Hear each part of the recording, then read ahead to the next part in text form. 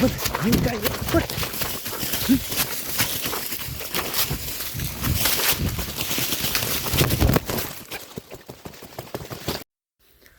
ทุกคนมาแล้วทุกคนเลยตัวใหญ่เดือยจนโค้งนะทุกคนนะเบิ่งเดือยมันนี่เดือยจนโค้งน่าจะทึกปีกทุกคนตายบักแก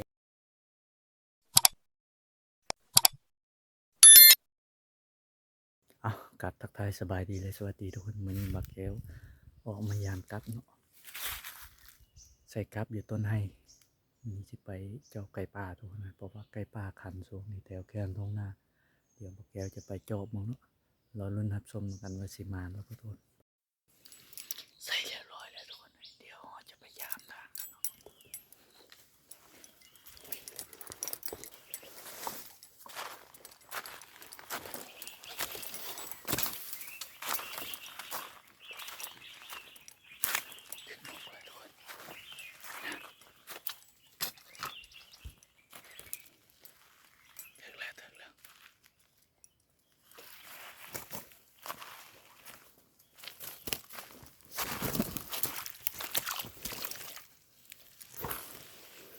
มาแล้วทุกคนเลย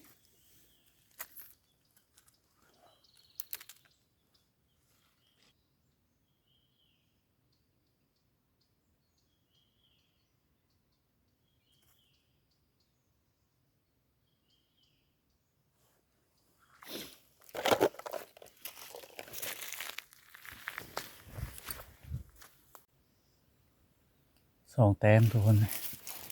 มาได้ท่ายกินได้2 ตัวเนาะทุกคนเนาะเดี๋ยวจะห่างดังนั่นนี่นะยิงไก่เรี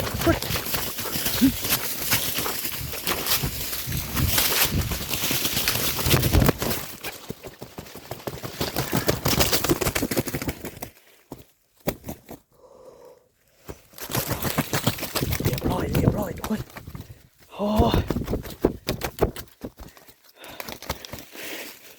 โอ้ระยะ50 เมตรทุกคนเฮ้ย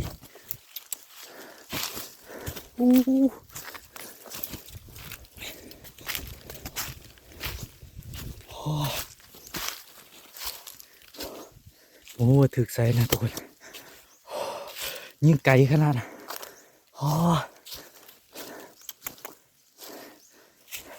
คิดว่าสิบุถึกเลยทุกคนเลย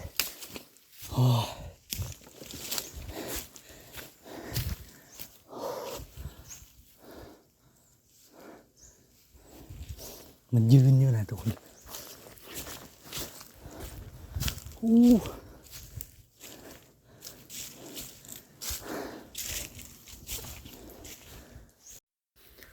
ทุกคนมาแล้วทุกคนเลยระยะยิงเกือบ50 เมตรทุกคนเลยบ่คิดบ่ฝันเลยว่าสิถึกนะถึกแต่บ่ตายนะทุกคนมันไกลเกินคนเปื้อไปเบิ่งบนที่บอกแกยิงนะทุกคนเดี๋ยวไปเบิ่งนะไกลไปเลยบดจอบแทบสิบุทึกเลยทุกคนนะเบิ่งระยะยิงนะ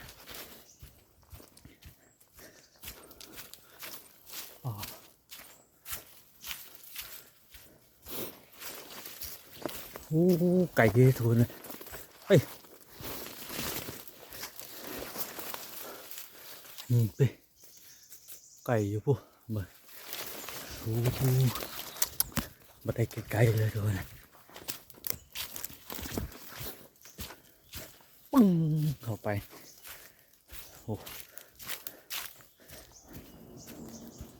คิดว่าสิบุได้แล้วนะทุกคนนะ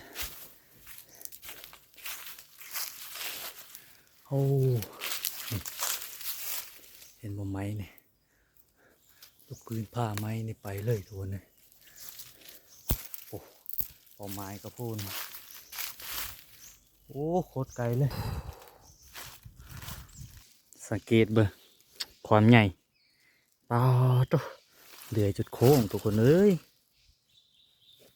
โมโหเข้าจุดใดงามเว้ยไก่ตัวนี้งาม าจะถือปีกมันนะทุกคนนะเห็นมันบินเห็นปะตัวใหญ่เดือยจนโค้งนะทุกคนนะเบิ่งเดือยมันนี่เดือยจนโค้งน่าจะถือปีกทุกคน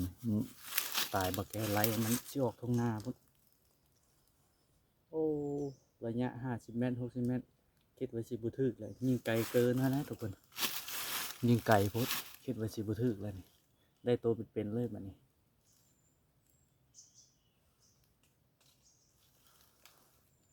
ไก่ร้ายนี่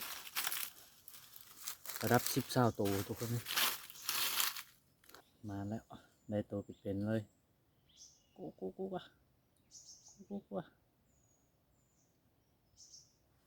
โอ้ยิงไก่มันคิดไว้สิบุทึกเลยทุกคนนะ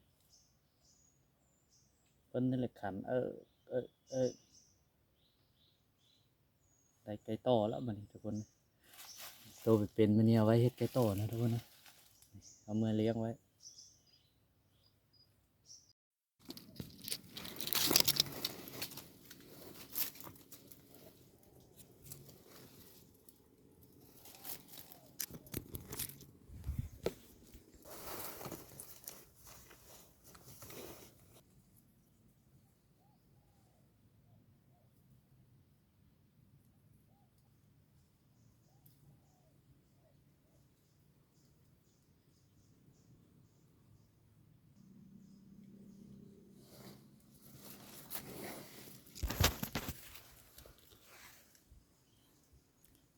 สำเร็จทุกคน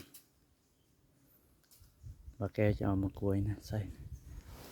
เดี๋ยวจะไปใส่ยังนั่นด่างนึงทุกคนนะตอนนี้ยังเหลือ4 ด่างขึ้นมาเทิงไป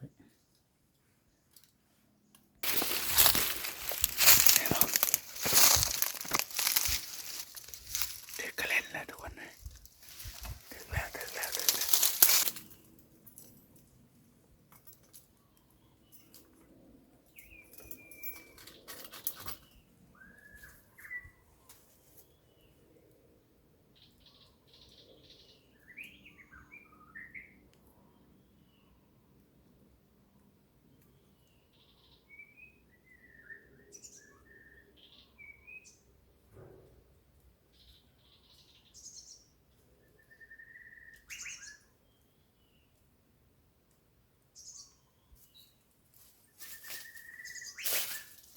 นี่1 แต้มทุกคนเลยกระเล่นนะเดี๋ยวไปยามล้างต่อไป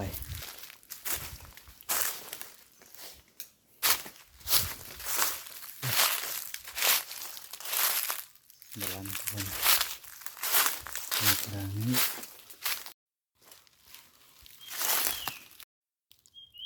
นี่ทุกคนมาแล้วทุกคนถือกระจอนถึงแล้วอ่ะทุกคนวันนี้กาสิได้เดินทางกลับนะทุกคนนะสำหรับคลิปนี้กาสิประมาณนี้ทุกคนนะไว้พอๆกันในคลิปหน้าทุกคน